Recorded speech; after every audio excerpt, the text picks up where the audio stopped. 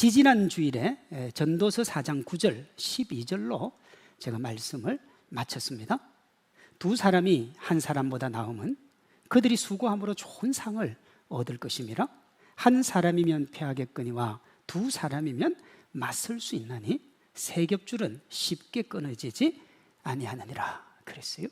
공동체는 뭐 해야 된다는 거예요?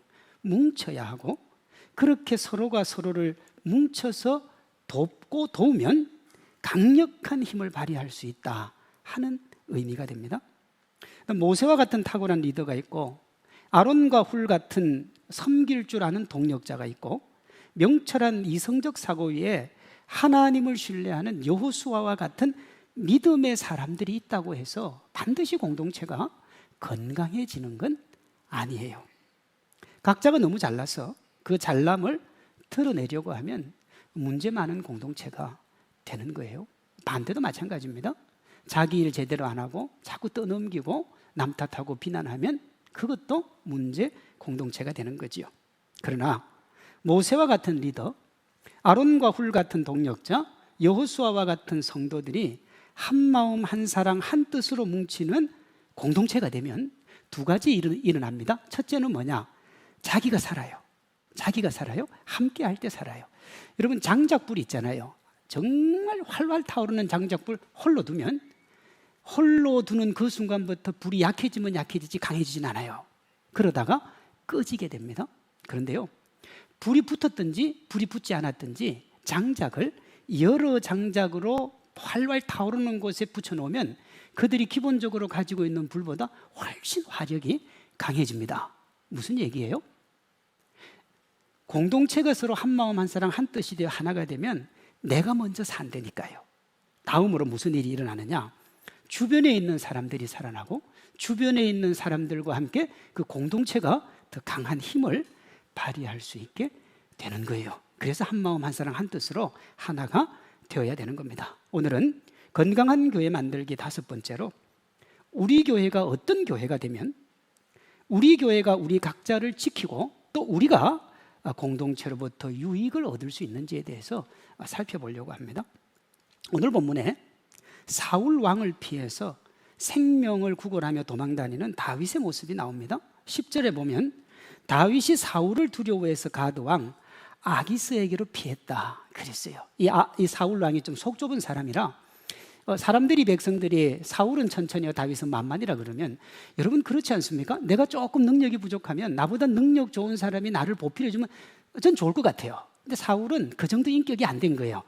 다윗이 자기보다 더 낫다는 소리를 하니까 이게 이제 화가 돋고 이래서 다윗을 죽이려고 했습니다. 그래서 다윗이 이제 도망을 갑니다. 가드 왕 아기스에게로.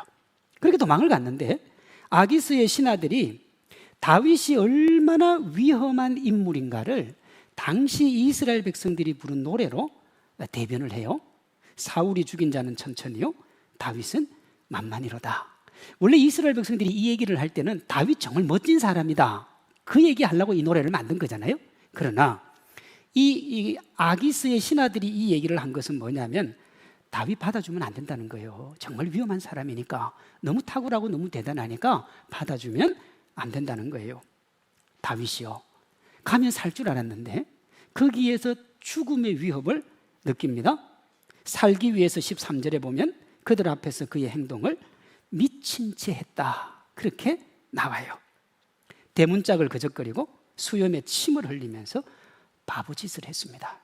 그 모습이 얼마나 리얼했던지 아기스 왕이 다윗을 미치광이라 그래요. 오늘 본문 14절입니다. 이 사람이 미치광이로다.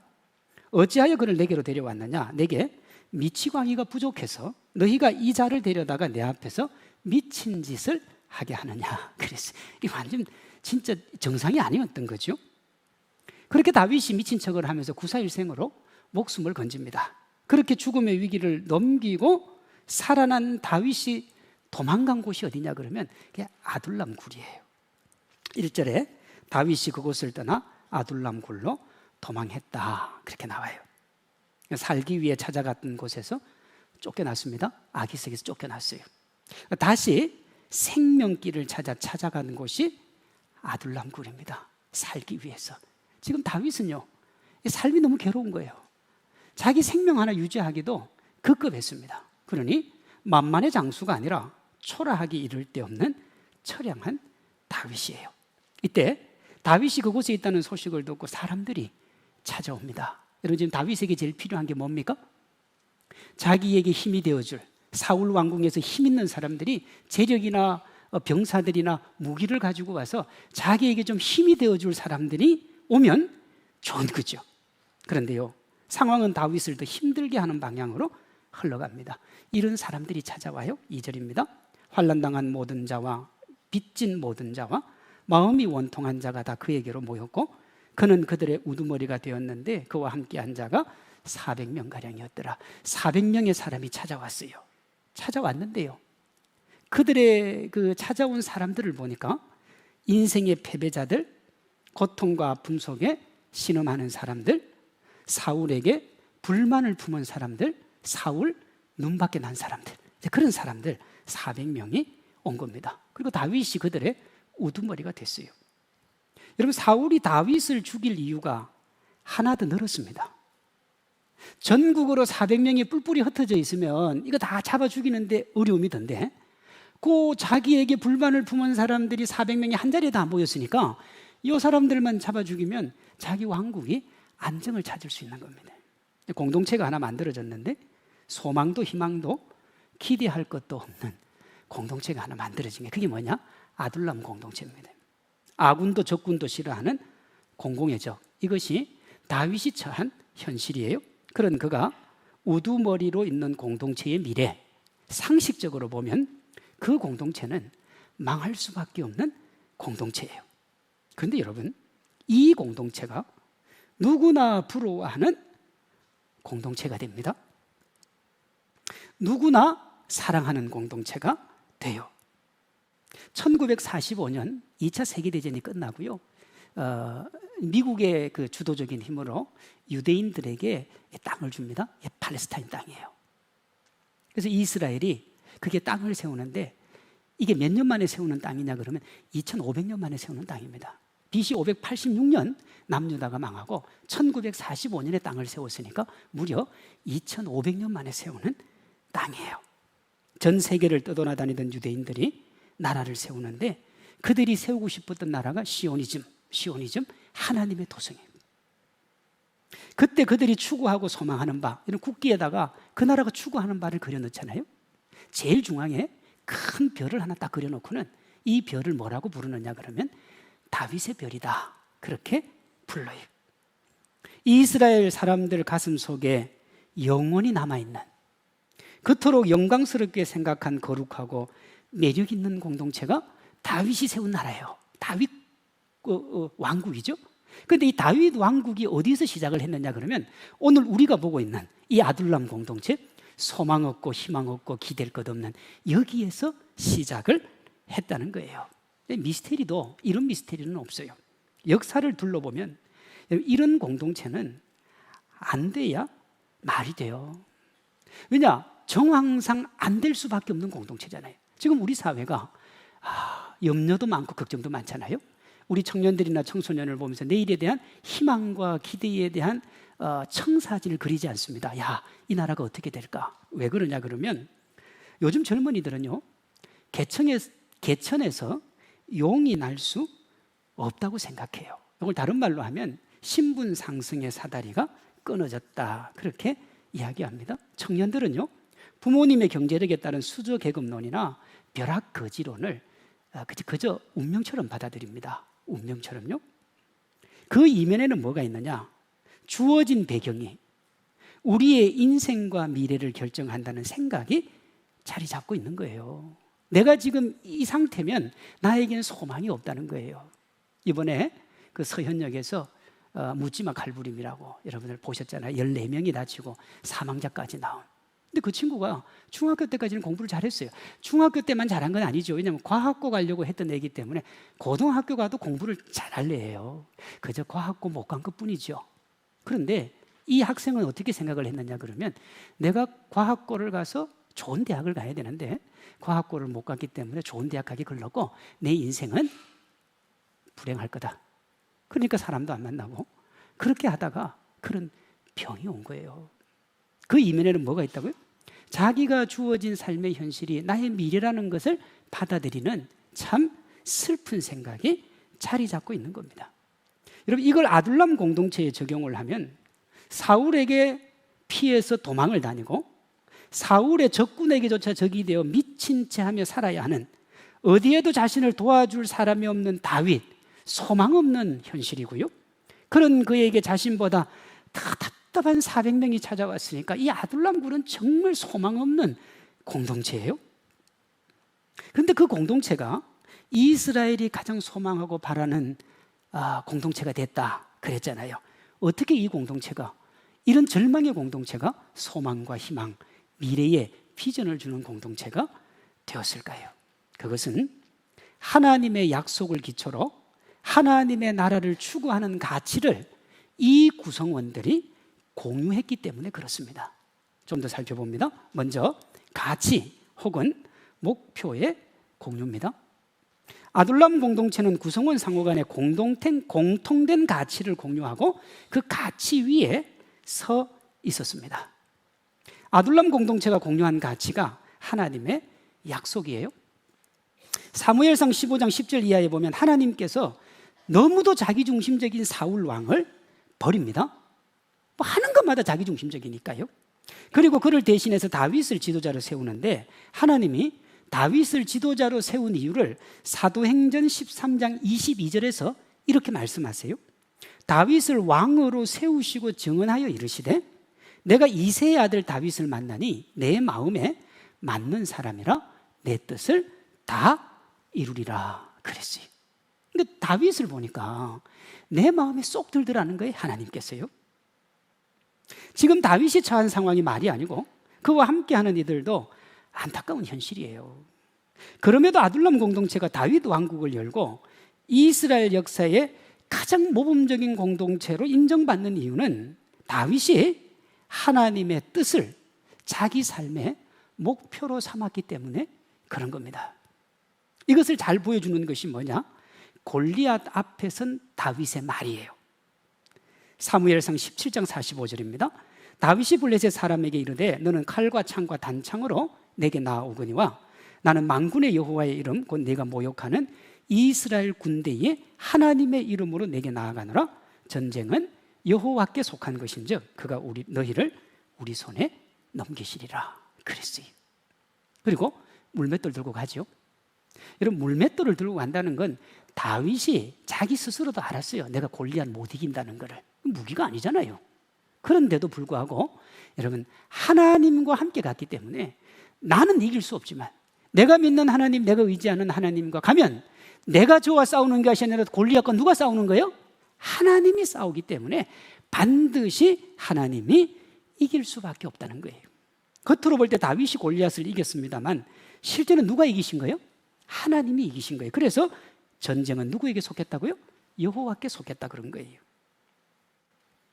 골리앗을 이긴 다윗이 아둘람 공동체의 힘의 근원이 아닙니다. 사회의 불만을 품고 모여든 400명의 저항에 대한 강력한 의지도 아니에요.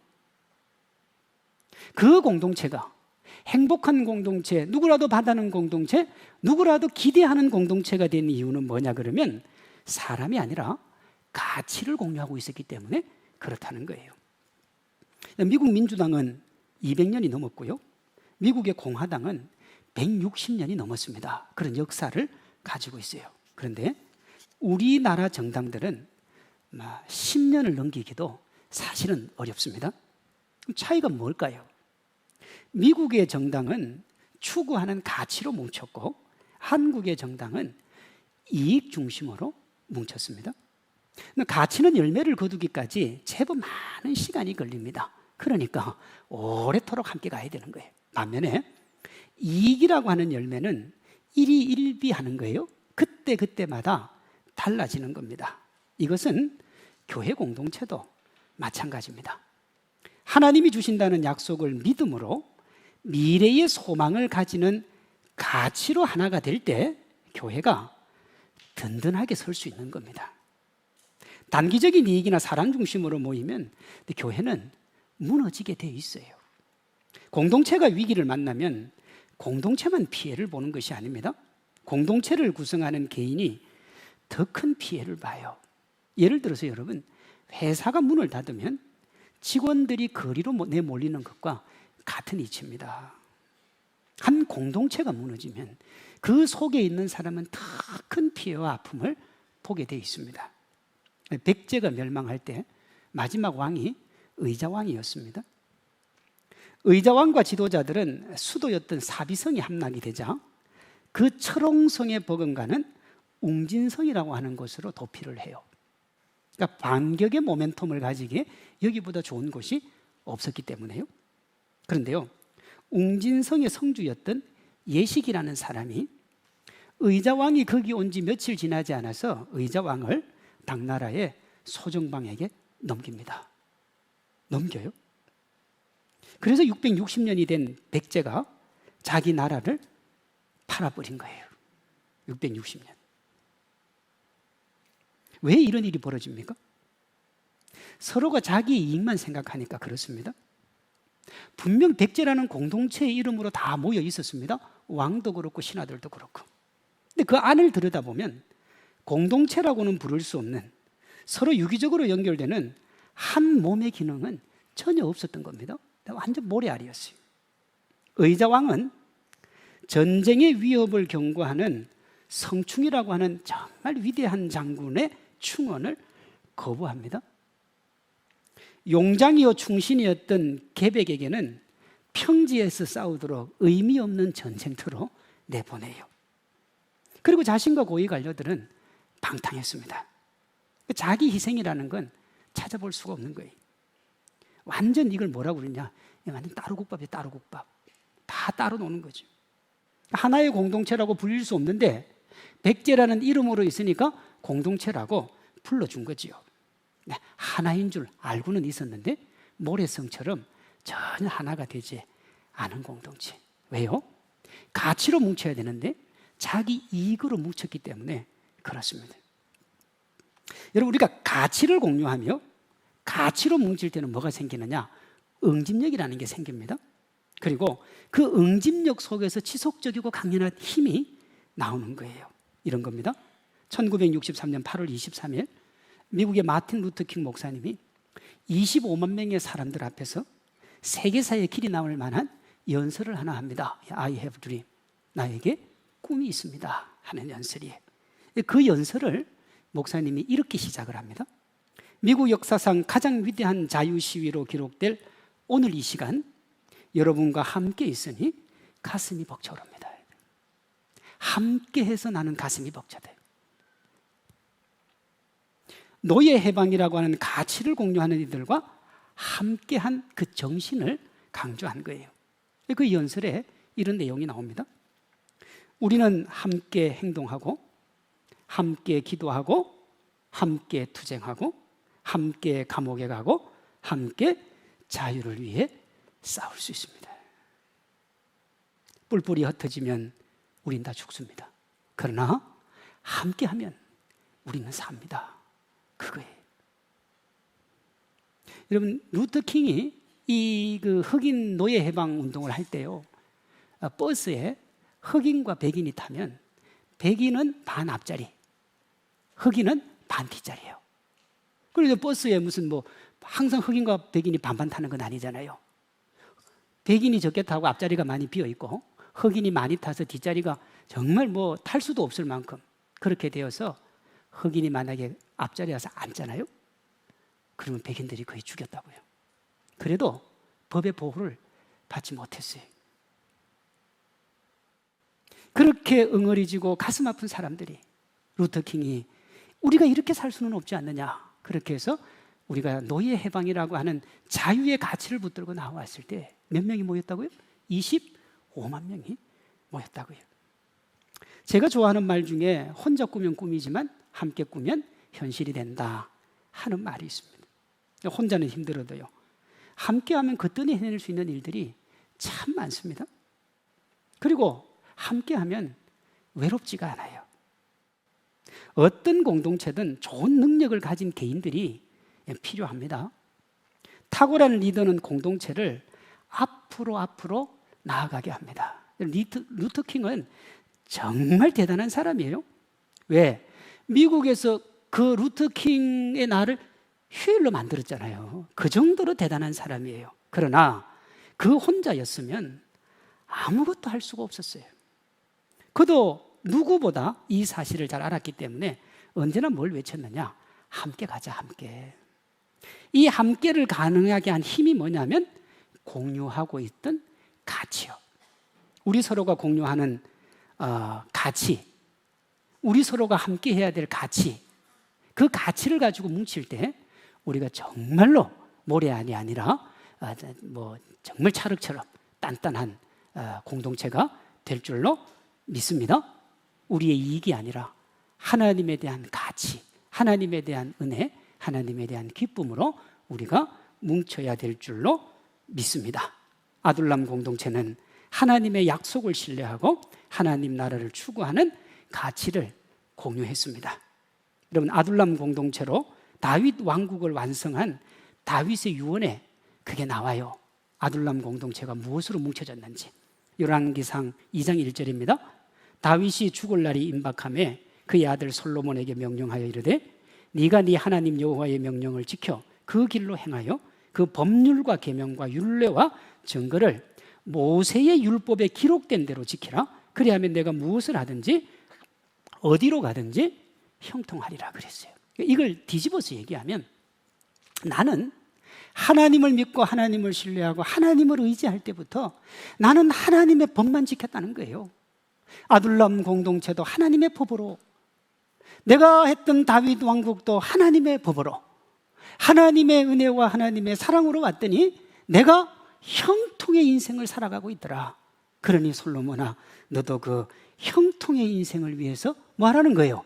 하나님의 법을 따라가라는 거예요. 솔로몬이 이 얘기 듣고 아버지 말대로 합니까? 안 합니까? 안 합니다. 안 해요. 하나님에게 기도해서 지혜를 받았지만 지혜 받고 나니까 하나님 없어도 살 것 같아요. 자기 뜻과 자기 힘과 자기 노력으로 살 수 있을 것 같아요. 왜? 인류 최고의 지혜자가 되었으니까. 그 얘기를 어디다가 싣고 있습니까? 전도서에 싣고 있잖아요. 그렇게 해서 일평생 한평생을 자기가 원하는 대로 살아봤어요. 살고 난 다음에 인생을 다 살고 인생의 마지막에서 그가 뭐라고 그러느냐 그러면 헛되고 헛되니 모든 게 다 헛되더라. 내 아버지가 내게 준 율법을 가지고 사는 것이 인생의 복이더라. 그래서 뭐라 그래요? 넌 곤고한 날이 이르기 전에 하나님을 섬기고 하나님을 따르고 하나님을 바라보라. 그렇게 이야기하잖아요. 사랑하는 성도 여러분, 하나님의 명령 지키면 하나님께서 어디로 가든지 형통할 것이라고 그러잖아요. 왜 형통할까요? 왜 어디로 가든지 형통할 수 있을까요?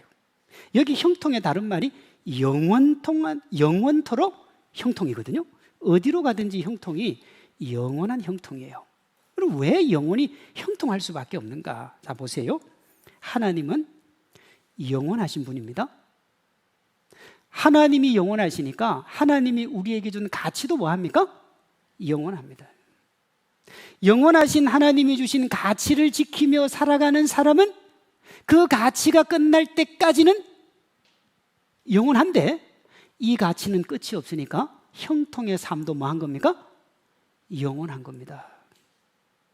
저와 우리 교회가 이 귀한 축복 받아 누리기를 소망합니다. 그럼 목사님, 세상의 가치는 안 됩니까?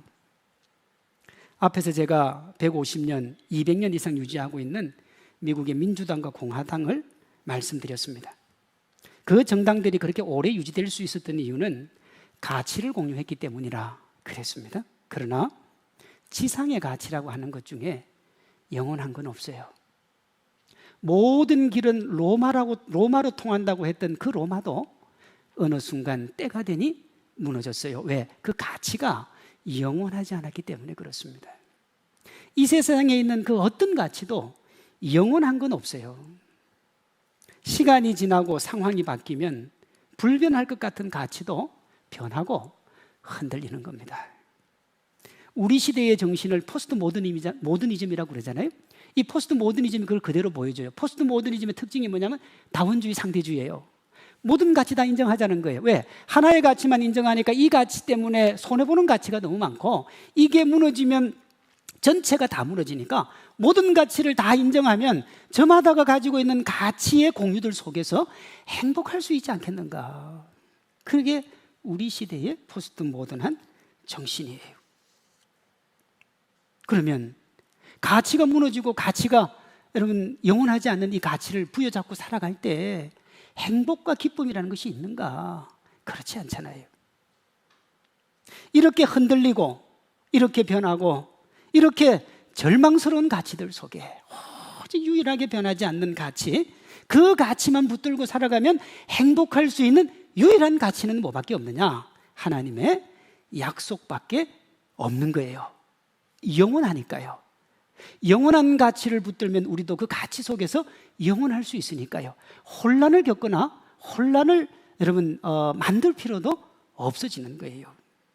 우리가 주님의 가치를 붙들고 살면 시작은 미약하나 나중은 장대하리라고 하신 약속처럼, 작은 자가 천을 이루고 약한 자가 강국을 이룰 것이라고 하는 약속처럼 하나님께서 우리 교회를 그렇게 사용하실 줄로 믿습니다.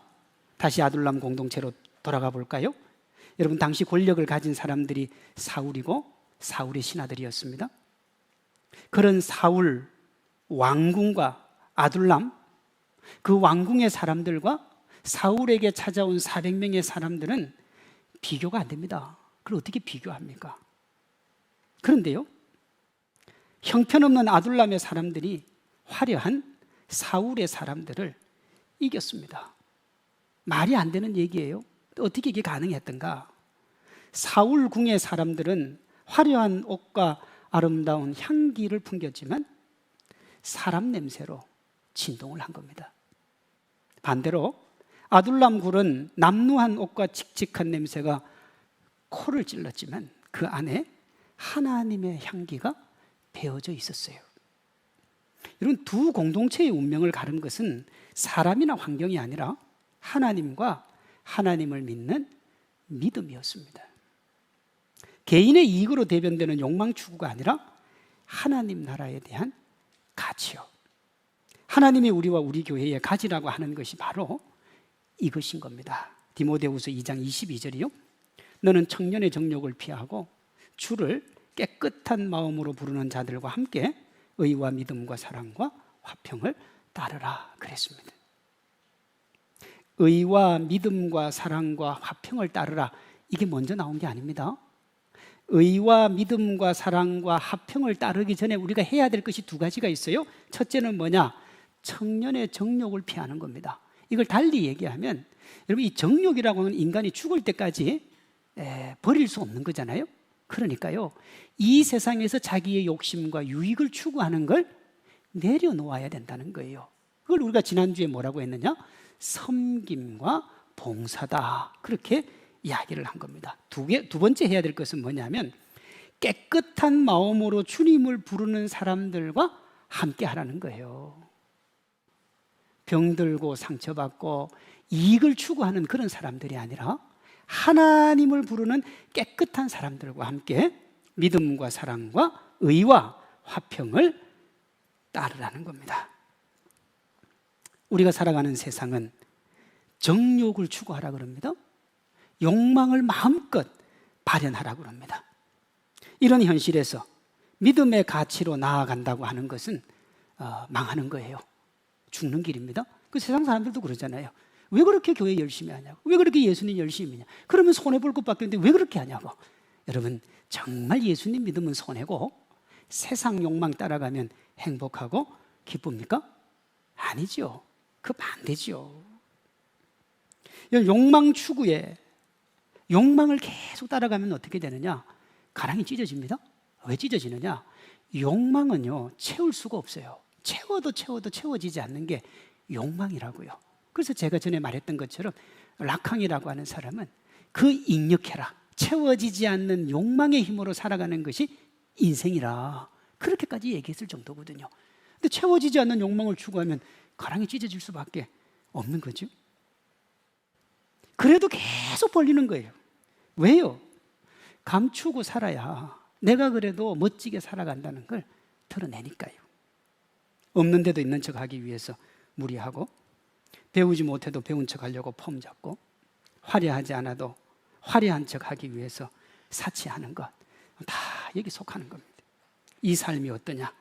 근데 피곤합니다. 외롭고 스트레스 받고요. 이것을 극복하고 이기는 길은 가치를 공유하는 이들과 함께 하는 거예요. 욕망의 산물인 자기이익 추구는 욕망의 악취가 납니다. 그 악취를 맡으며 함께 할 사람 별로 없어요, 여러분. 별로 없어요. 나의 욕망과 너의 욕망이 교집합을 이루니까 같이 있는 거지, 욕망의 교집합이 없으면 다 버리고 떠나간다고요. 그리고 만약에 이런 사람들이 공동체에 많이 모였으면 그 공동체는 오래 못 가요. 그러나 서로 섬기며 하나가 되고 하나님의 가치, 하나님의 약속을 공유하면 섬김의 향기가 나고요, 섬기면서 내가 공동체를 지키고요, 섬김을 받으면서 나를 지켜주는 공동체를 경험하는 거예요. 이런 공동체가 지속적으로 유지가 되는 겁니다. 교회는 하나님의 약속을 믿는 믿음의 가치를 공유하는 곳이에요. 하나님의 나라 가치를 공유하는 이들이 함께하는 공동체, 각자가 공동체를 지키고 또 공동체가 나를 지켜주는 겁니다. 이 기쁨, 이 행복 우리 모두가 누릴 수 있기를 소망합니다. 이런 겁니다. 영국의 양심이라고 불리는 사람이 있습니다. 윌리엄 윌버포스입니다. 그가 활동하던 당시 유럽의 국가들이 아프리카 정복에 열을 올렸습니다. 정복을 하고 난 다음에 정복지에다가 농장을 지었는데요, 노동력이 언제나 부족했습니다. 그래서 노동력을 보충하기 위해서 이 아프리카에 가서 사람을 잡아가지고 노예를 물건처럼 대우했습니다. 이게 이제 노예 무역입니다. 당시 영국이 세계 최대의 노예 무역 국가였습니다. 어떤 통계를 보면 국가 수입의 25%, 최대 50%까지 영국이 노예 무역을 통해서 수입을 가지고 왔다. 어마어마한 거죠, 여러분. 지금 우리나라에서 가장 수입을 많이 올리고 있다는 삼성전자가 한 21%, 18%에서 한 21% 정도. 그래도 우리나라 먹여 살린다고 할 정도니까 노예 무역이 영국을 먹여 살리고 있었습니다. 그때 여기에 대한 반작용으로 등장하는 게 자유평등 박애의 계몽주의 사상이 등장을 합니다. 유럽을 휘몰아친 계몽주의 물결이 유럽을 피로 물들이는데 그 시발점이 어디냐? 1789년 프랑스 혁명입니다. 바스티유 감옥을 습격하고 난 다음에 여러분 엄청나게 많은 사람을 단두대서 죽입니다. 유럽이 피로 물들었어요. 왜요? 자유평등 박애요. 사람같이 살자는 거예요. 그러면 영국이 그때 당시에 노예무역을 제일 많이 했으니까 영국이 가장 많은 피를 흘려야 되는데 그 유럽에서 영국만 이 피의 혁명을 비껴가요. 영국만. 그 중심에 누가 있느냐? 윌리엄 윌버포스가 있습니다. 프랑스 혁명이 일어나기 9년 전에 하원 의원이 된 그가 죽을 때까지 한 게 뭐냐 그러면 노예무역 폐지와 노예제 폐지입니다. 숱한 생명의 위협, 건강의 악화를 딛고 1833년 7월 26일 노예제 폐지 법안이 국회를 통과합니다. 우리가 앞에서 말입니다. 마틴 루터킹을 할 때 1963년 이때로부터 130년이 지날 때까지 노예제는 그대로 유지되고 있었어요. 근데 영국에는 없어졌어요. 1833년에. 그리고 3일 뒤에 윌버포스가 하나님 품에 안깁니다. 평생을 그걸 위해 싸운 거예요. 인류 역사에 한 명 날까 말까한 대단한 사람이에요. 그래서 영국이 대가들이 많잖아요. 역사에 이름을 남긴 사람들이 많은데 그 중에 윌버포스가 뭐냐면 영국의 양심이라고 해요. 정말 대단한 사람이죠. 그러면 이걸 윌버포스 혼자 했느냐? 아닙니다. 윌버포스는 평소에 이런 말을 자주 했습니다. 나에게 힘이 되고 나에게 소망이 되고 내가 쓰러지고 넘어질 때마다 나와 함께 해준 사람들이 있는데 내가 그들 때문에 이 일을 일평생 감당할 수 있었다. 그렇게 얘기해요. 그렇게 자기에게 힘이 되어준 공동체가 누구냐 그러면 클레팜 공동체입니다. 클레팜 공동체. 정치를 하면서 타락하지 않도록, 사람들의 위협 속에서 쓰러지지 않도록, 넘어지지 않도록, 그가 믿음의 길에서 벗어나지 않도록 그의 신앙을 돕고 소신껏 일할 수 있도록 도와준 공동체, 그 공동체 이름이 뭐냐면 클레팜 공동체예요. 가치를 공유한 개인들이 공동체를 지키고 공동체가 개인을 지켜주는 정말 좋은 예입니다. 여러분, 2000년의 기독교 역사를 살펴보면 하나님께 쓰임받았던 사람과 공동체의 특징이 있는데 서로가 서로에게 힘이 되어줬다는 거예요. 루터가 종교개혁으로 심신이 피곤했을 때 그와 복음의 외로움을 공유했던 아내와 믿음의 동력자들이 있었습니다. 루터가 종교개혁으로 죽음의 위기에 사로잡히고 힘들고 답답하고 고통스러운 하루는 정말 절망하고 낙담해서 집으로 들어왔어요. 그 아내가 이렇게 묻잖아요. 힘들어요? 어려워요? 답답해요? 왜 그러세요? 이렇게 묻지 않고요. 여보, 하나님이 돌아가셨어요. 이렇게 물었어요. 아니, 하나님이 왜 돌아가셔? 전능하신 하나님. 그런데 당신이 왜 그래요? 하나님이 살아계신데. 여러분, 루터가 그 이야기를 듣고 이것이 내 일이 아니고 하나님의 일이라고 다시 힘과 소망을 얻어서 종교개혁으로 나아갔다는 거 아닙니까?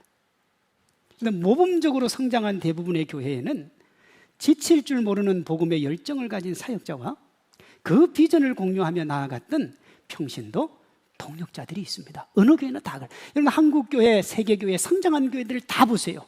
반드시 이런 사람들이 있습니다. 목사님 혼자 된 교회는 아무것도 없어요, 여러분. 그리고 이 원리는요, 앞으로도 변하지가 않습니다. 함께 하나 되는 사람들로 인해서 공동체가 세워지는 거예요. 그렇게 좋은 공동체가 세워지면 좋은 사람들이 세워지는 기쁨도 누리게 되는 겁니다. 저는 하나님께서 우리 시대에 우리 교회가 이런 멋진 교회가 되도록 우리를 부르고 함께하고 달려가게 해주신 줄로 믿습니다. 그러니 우리가 조심해야 되는 게 뭐냐면, 여러분, 방관자의 자세로 서면 안 돼요. 그리고 내가 무슨 감독자의 자세로 서면 안 된다고요.